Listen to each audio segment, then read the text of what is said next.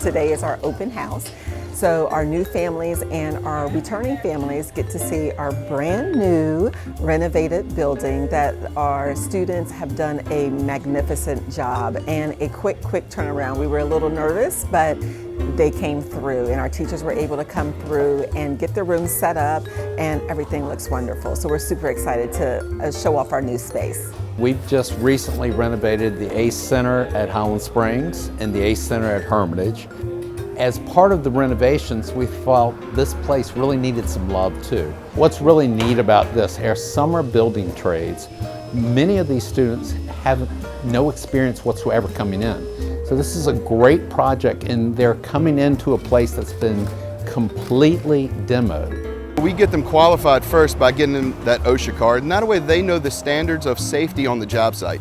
Once that they start that, then they're going to learn the 4 trades. And right now we've got carpentry, masonry, electricity, and HVAC. The students are learning more than you can sitting inside of a classroom setting, and way more than they could sitting in their bedroom right now at the summertime. When you apply trigonometry with real world usage aspects, steps, roofs, it becomes real and you understand it. When you're doing it on paper, you know, you're awarded the Pythagorean theorem, right? But you talk to a bricklayer who says, do me a 3, 4, 5, just make it square, use 3, 4, 5. Well, that's Pythagorean theorem.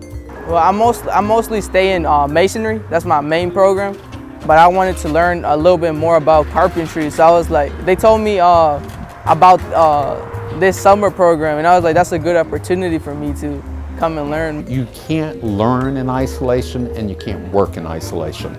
So, you know, you might think electrical is all I ever want to do.